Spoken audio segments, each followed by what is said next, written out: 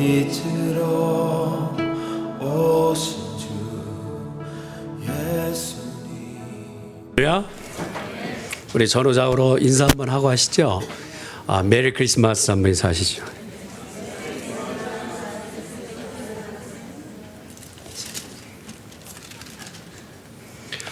뭐 현대를 사는 교인들한테는 메리 크리스마스지만 구약의 성도들 어떻게 인사했을까 했더니 노엘 했다고 그러네요. 그러니까 한번 구약의 성도처럼 한번 노엘 한번 해볼까요? 노엘. 네.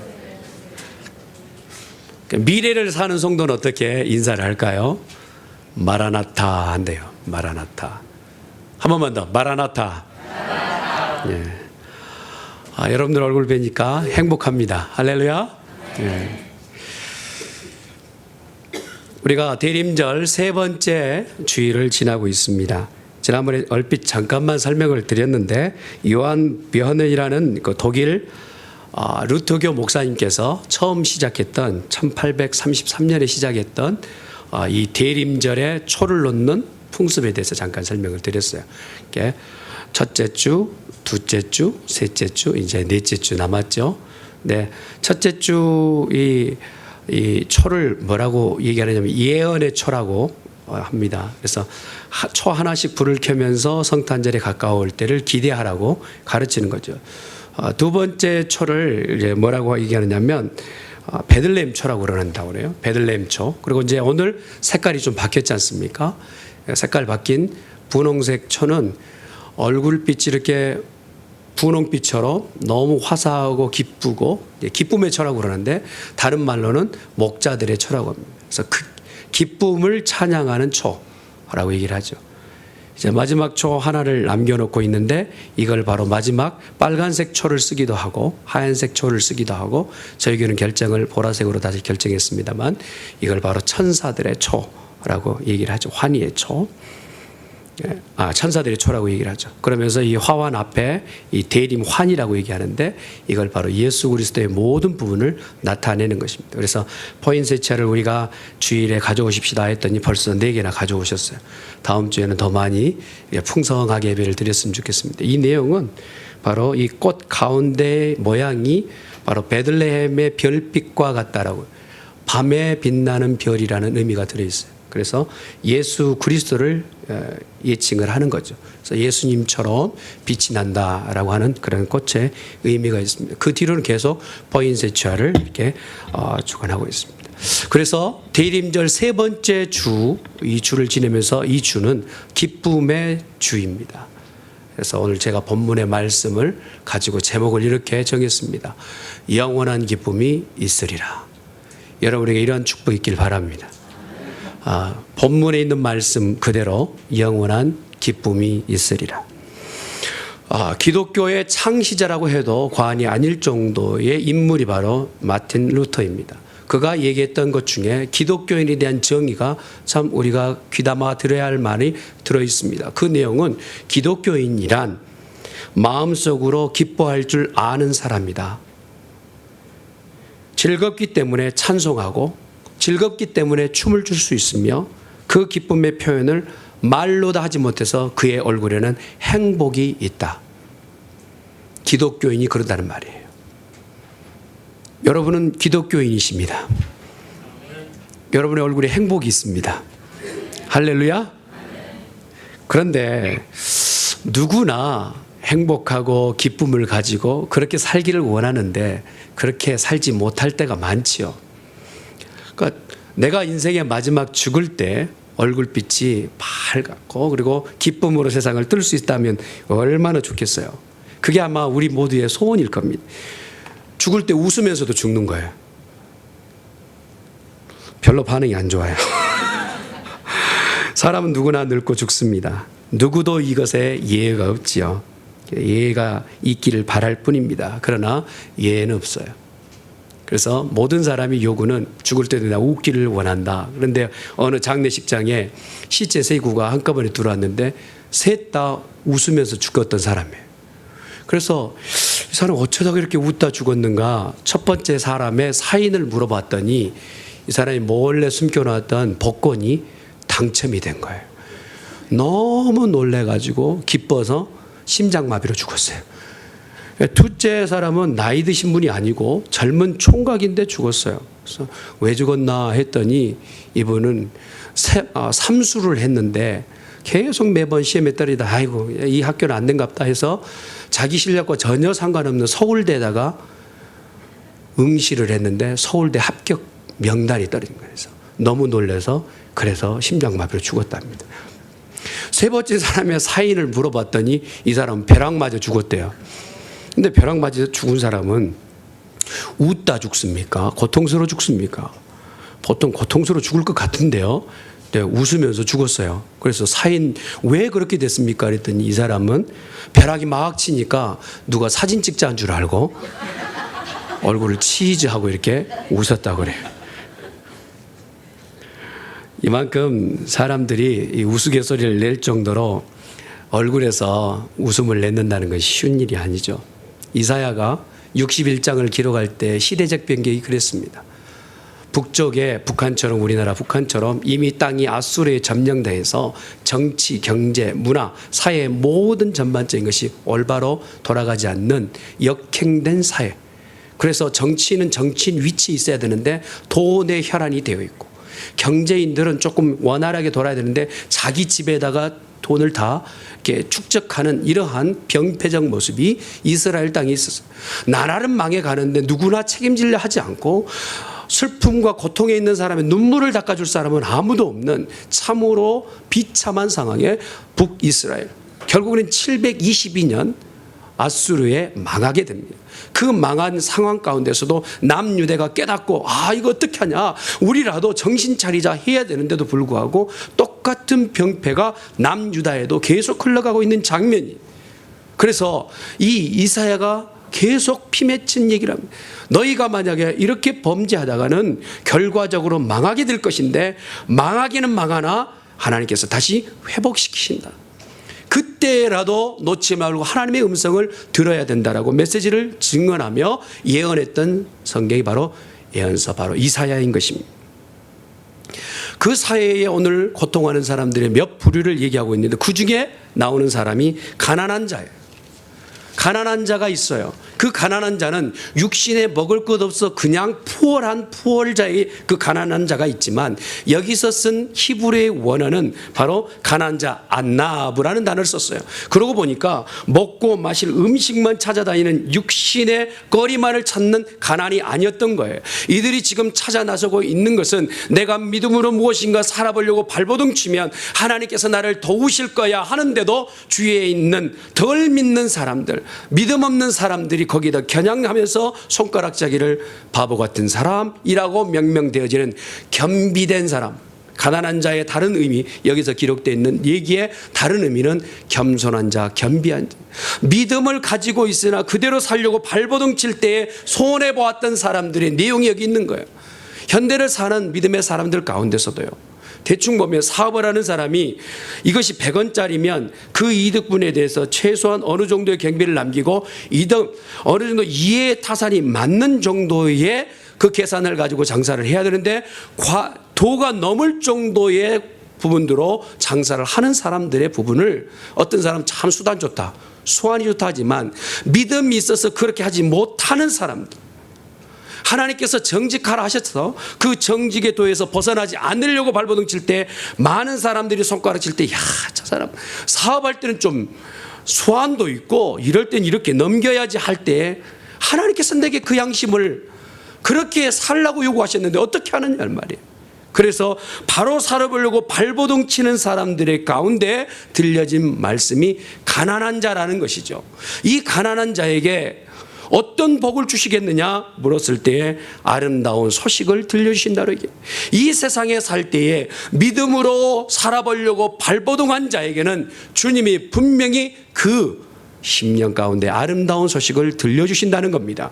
누가복음 22장 25절부터 기록되는 말씀을 보면 거기에 두 인물이 나옵니다. 한 인물은 시몬이라는 사람이 나오고 하나는 안나 선지자가 나옵니다. 두 사람의 동일한 내용은 무엇이냐면 평생을, 안나 선지자 같은 경우는 7년 남편과 살고 남은 인생 84세까지의 과부 인생을 삽니다. 그런데 그 인생을 성전에 들어가서 하나님만 의지하며 곧 오실 주님을 기대하면서 평생을 사는 거예요. 그랬더니 많은 주위에 있는 사람이 아니 먹을 것도 위하고 밖에 나가서 무엇인가 열심히 일하되 그거 가지고 살 방도를 차려야지, 교회에서만 일한다고, 교회에서만 엎드려 있다고 먹을 것이 나와 입을 것이 나와 하는 야단 듣는 그런 시간들도 보냈어요. 그런데요, 84세의 노인네 눈앞에 나타난 어린 아기 예수는 이 여인이 평생을 기다리고도 평생을 투자하고도 아깝지 않은 한 장면이 나타나는데 예수님이 그 앞에 나타나신 거예요. 할렐루야. 우리의 마음속에 무엇을 소원하느냐는 주님께서 그 마음의 소원대로 들어주실 줄 믿습니다. 우리가 마음을 가난하기로 결정한 사람이라면, 하나님께 의지하고 오직 믿음만을 결정하기로 작정했다면 하나님께서는 그 믿음대로 응답해 주실 줄 믿습니다. 시몬도 그가 평생을 경건하게 살며 하나님의 위로를 기다렸다고 누가복음 2장 25절에 얘기하고 있습니다. 내가 이렇게 살지 않아도 돼요. 조금 어떻게 방법을 달리 해도 돼요. 그런데 성경은 꼬집어서 얘기합니다. 이 사람은 의롭게 살았다. 그리고 이스라엘의 위로를 기다리던 사람이다라고 시몬을 얘기합니다. 그런데 주님께서 이렇게 마음의 가난함을 가지고 발버둥 쳤던 시몬 앞에 아기 예수를 보여주십니다. 누가복음 2장 28절, 시몬이 아기를 안고 하나님을 찬송했다. 그 아기 예수, 꿈에도 그리던 그 메시아인 아기 예수를 품에 안는 복을 이 시몬이 얻게 되었다는 말이에요.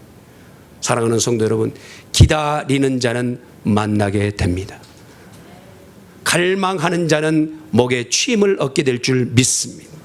내가 이 땅에 사는 동안 정말 하나님을 기대하고 믿음의 도를 벗어나지 않고 살려고 발버둥 치는 자라면 하나님께서 그 뜻대로 응답하여 주실 줄 믿습니다. 삶을 기쁨으로 살려고 하지만 세상이 그냥 두지 않아요. 그래서 이리저리 걸려서 넘어지고 자빠져서 다치게 된 것이 육신만이 아니라 마음이 다치게 됐어요. 그래서 61장 1절에 보니까 마음이 상한 자라고, 이 마음이 상한다라고 샤바르라고 하는 히브리어를 단어를 썼어요. 이 샤바르라는 단어는 무엇이냐면 무엇인가 유리나 그릇이 있을 때 땅에 떨어뜨려져서 더 이상 복구가 불가능할 정도로 부셔진 상태, 이것이 외적으로 그렇게 상처가 났다면 뭘 바르든지 그리고 상처를 꿰매든지 할 것 아닙니까? 그것이 상처를 꿰맬 수 없는 장소에 상처가 났단 말입니다. 심령에 그것이 난 거예요.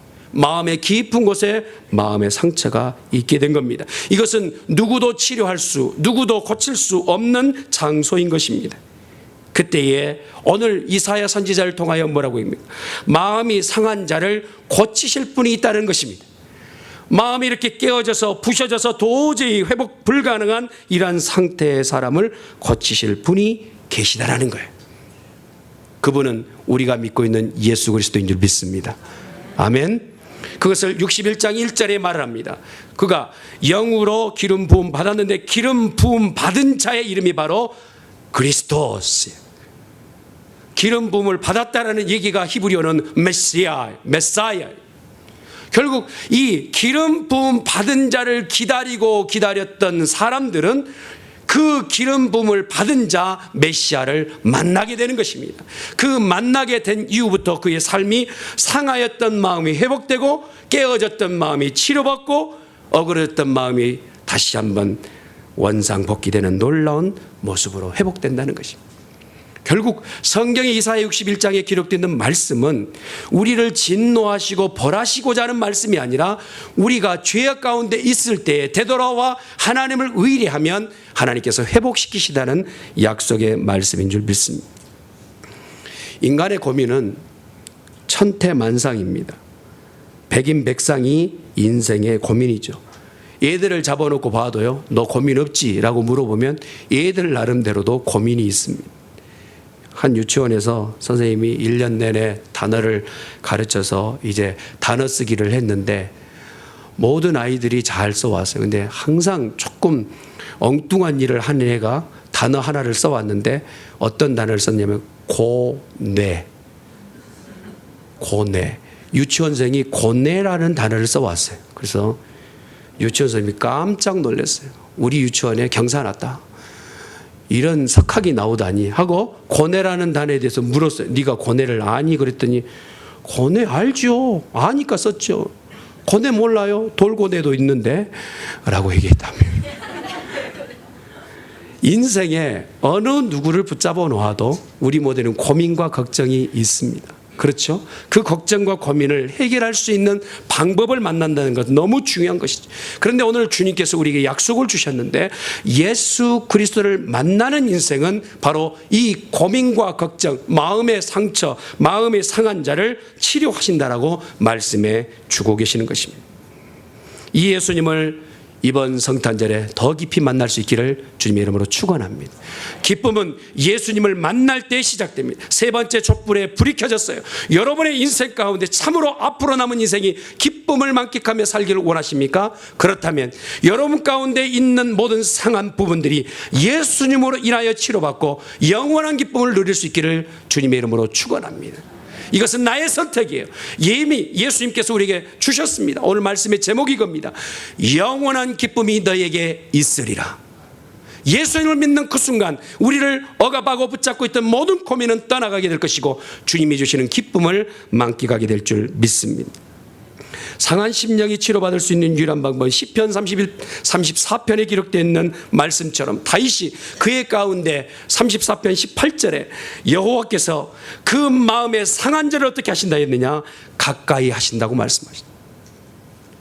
여호와께서 그 마음의 상한 자, 우리가 마음에 상처받지 않고 인생을 살면 얼마나 좋겠습니까? 그러나 저도 상처를 주기도 하지만 저도 상처를 받고 살고 있거든요. 그럴 때마다 그 상처 때문에 그것에 엎어져서 일어나지 못한 상황이 아니라 상처를 딛고 일어날 수 있단 말입니다. 누가 함께 하십니까? 주님께서 나와 가까이 하십니다.